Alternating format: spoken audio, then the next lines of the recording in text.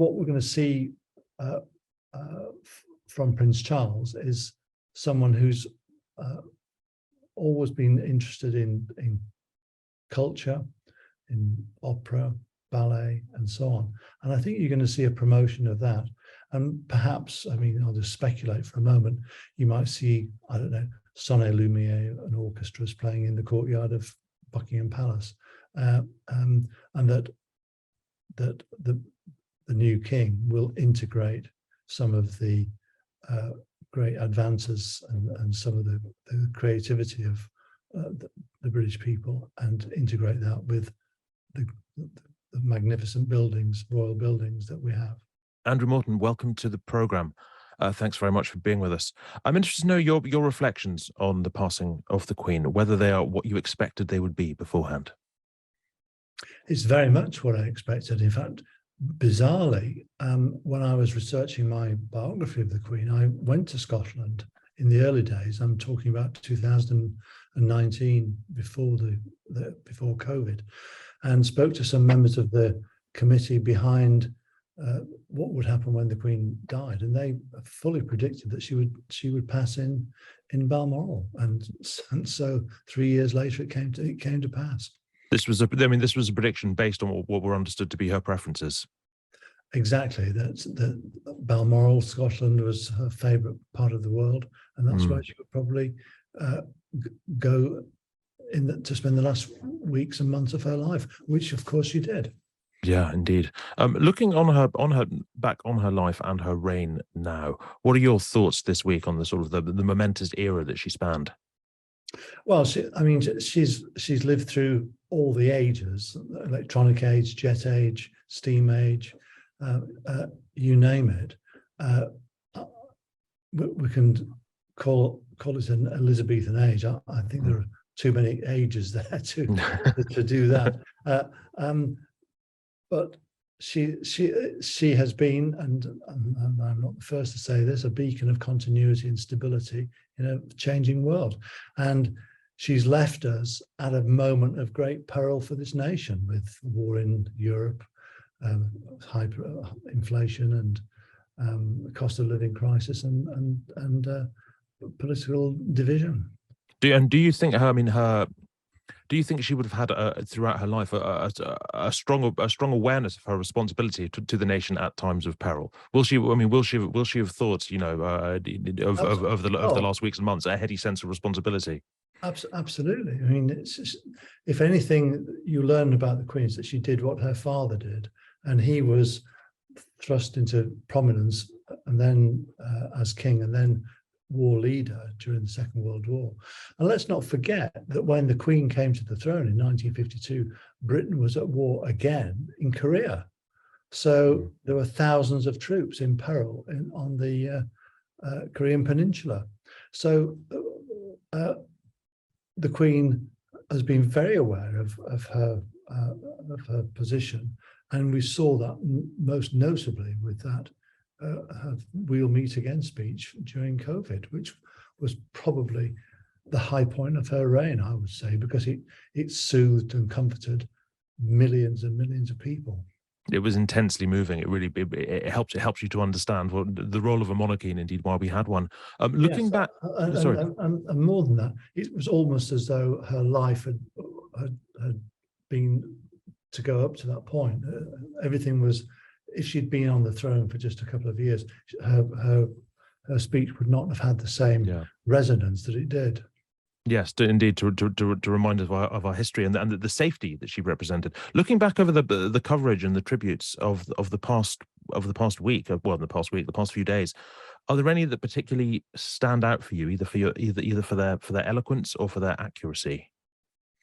Well, I found some of the former prime ministers speaking. The wit of the Queen is something that we began to see, I think, after the death, ironically, of the Queen Mother, where she no longer had this rather very, very conservative Edwardian voice in her ear every morning saying, "Oh, darling, must you?" And she did her own thing. And so she would never, for example, have jumped out of a helicopter if her mother had been around. And we saw a far more relaxed, authentic monarch towards the end of her reign. Yeah, I mean, I thought Theresa May's speech, particularly in Parliament, I don't know if you saw that, but the way she captured the humour of the Queen, the twinkle in her eye that people talk about, but to get a real sort of first-hand account and to be able, that girlish, she had a kind of a girlish twinkle, and she always, I mean, it's one of the things that I found amusing myself. That, I mean, I spoke to people, for example, on the first tour I ever did of America was 1983, and she stayed in Yosemite with Prince Philip, and they were surrounded by bodyguards. They went for a walk in Yosemite on their own, and the American Secret Service just followed them within inches from their face. So they became increasingly irritated by this. So what they did, they started to walk sideways. Then they walked backwards, and by the end of it, everybody was collapsed in laughter. And in a way, that shows the kind of sense of the absurd that the Queen had. And I suppose when you're looking at serried ranks of town hall clerks and military figures, you get into the rhythm of spotting a misplaced decoration or insignia. Was humour a large part of her relationship with the Duke of Edinburgh? Because, of course, his humour was allowed to be on display to an extent, and hers, as you say, until recently never was. Was it a large part of the relationship the two of them had between them? I think their relationship was very sparky. I mean, and I think that what the Queen herself said, you always knew he had that twinkle in his eye. He was curious right to the end. And I think that's one of the things that was very underestimated about the Duke of Edinburgh, that he was a curious individual. He was fascinated by technology, the first royal to going a helicopter, for example. Frustrated, I think, by the slow pace of change at Buckingham Palace.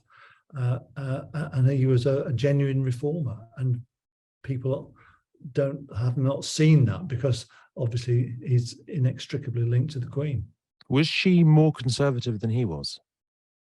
I think so. She I mean, notably, in one of the first major decisions, he lobbied to have the coronation televised. She didn't, for personal reasons as much as anything, because she was terrified that if she made a mistake, it would be played over and over again to her detriment. And she remembered her father's coronation, where the Archbishop of Canterbury put the crown on the wrong way around. Somebody fainted. One of the clerics fainted. Another bishop put his hand over the oath of the coronation oath, so the king to be couldn't read it. So it was a funny story told afterwards, but at the time it must have been very nerve-wracking, and the Queen didn't want to go through that. But she tended to cleave to what her father did, and her father did what his father did, George V, and he was an extremely conservative individual. When you came to write your recent biography of the Queen, with her life being such well-travelled ground, did you discover, I mean, during the writing, stuff that surprised you, events, attitudes, reflections that you hadn't expected, or of a type you hadn't expected? Yes, I think that the one thing that really struck me was that her role as mother has been underplayed. And that's because of criticism in his biography, the Dimbleby biography that Prince Charles made against both his parents, and that kind of rather set the tone. But when you actually look at the Queen as a woman, as a mother, you're really struck by the fact that one of her main ambitions, if she wasn't going to be Queen, was to have a house in the country with lots of children, dogs and horses. She was very, very maternal, and she'd had to disguise that in the early part of her reign because she was literally trying to cope with being the CEO of Great Britain Incorporated, and she was at the time a very unusual character insofar as she was a woman in charge of an institution, and she had to cope with that as well as being a mother. And so her role as a mother has been underplayed. It's something which I kind of took some delight in teasing out. She and the Duke of Edinburgh had one of the few royal marriages in recent times that lasted and indeed seemed to have thrived. Although, of course, people talk about difficulties along the way. Do you? I mean, what do you think the secret to that was? Was it her sense of duty and continuity, or was it something sort of intrinsic and special about the relationship? Well, it's interesting that both daughters of George VI and Queen Elizabeth, the Queen Mother, married the first, or rather fell in love with virtually the first men that they met. Princess Elizabeth with Prince Philip of Greece, Denmark and Greece, and Princess Margaret with Group Captain Peter Townsend, who was at the time married.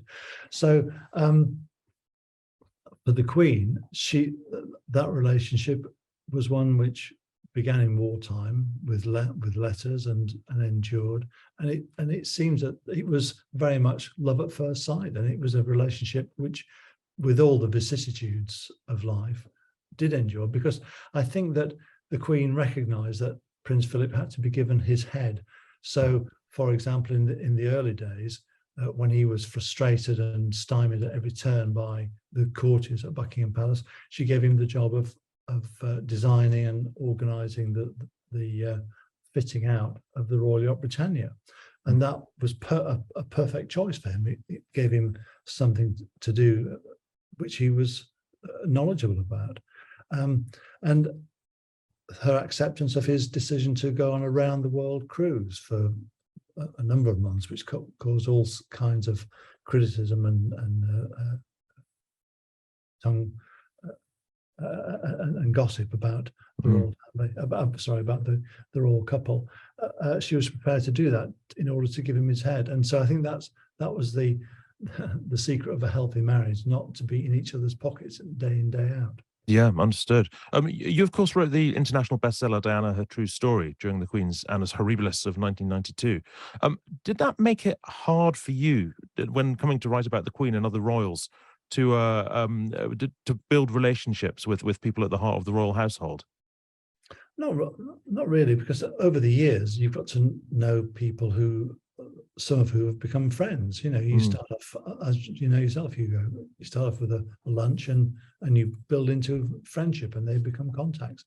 And I've always felt as well with presidents and with princesses and with certainly with the Queen, everybody has a story, and it might not be the story that they think is a top secret story, but it's a story that might give you an insight into the Queen's character or a president's character or whoever. Would you say that was the Queen's most difficult period as Queen? Certainly she thought it was at the time. Do you think she would have looked back on it as such in later life?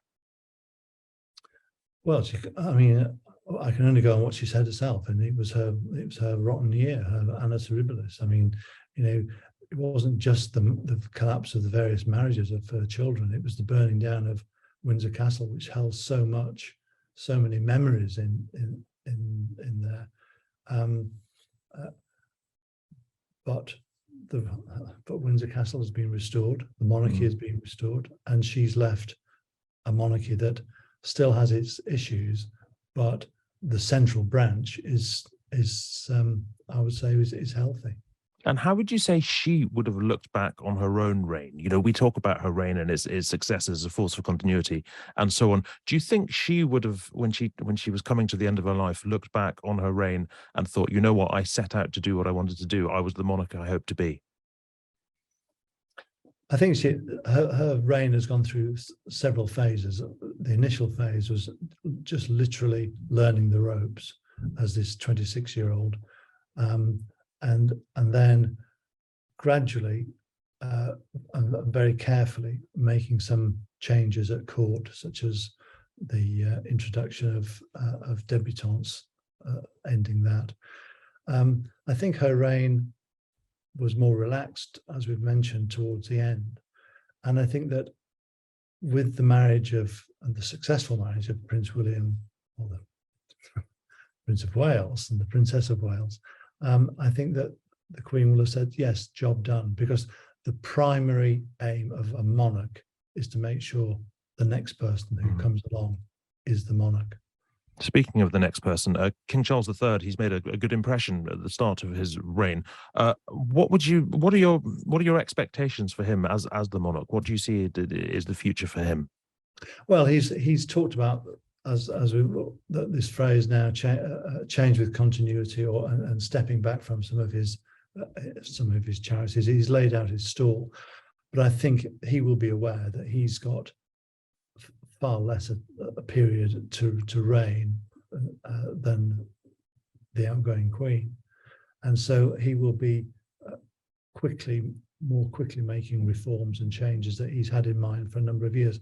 And I'm thinking primarily of some of the royal palaces. I mean, you've got to ask yourself, what is Kensington Palace for these days? It can't just be an office for the Prince of Wales. Is that going to be turned into a museum, for example, or an art gallery? And I think that what we're going to see from Prince Charles is someone who's always been interested in culture, in opera, ballet, and so on. And I think you're going to see a promotion of that. And perhaps, I mean, I'll just speculate for a moment, you might see, I don't know, Sonnet Lumiere and orchestras playing in the courtyard of Buckingham Palace, and that the new king will integrate some of the great advances and some of the creativity of the British people, and integrate that with the magnificent buildings, royal buildings that we have.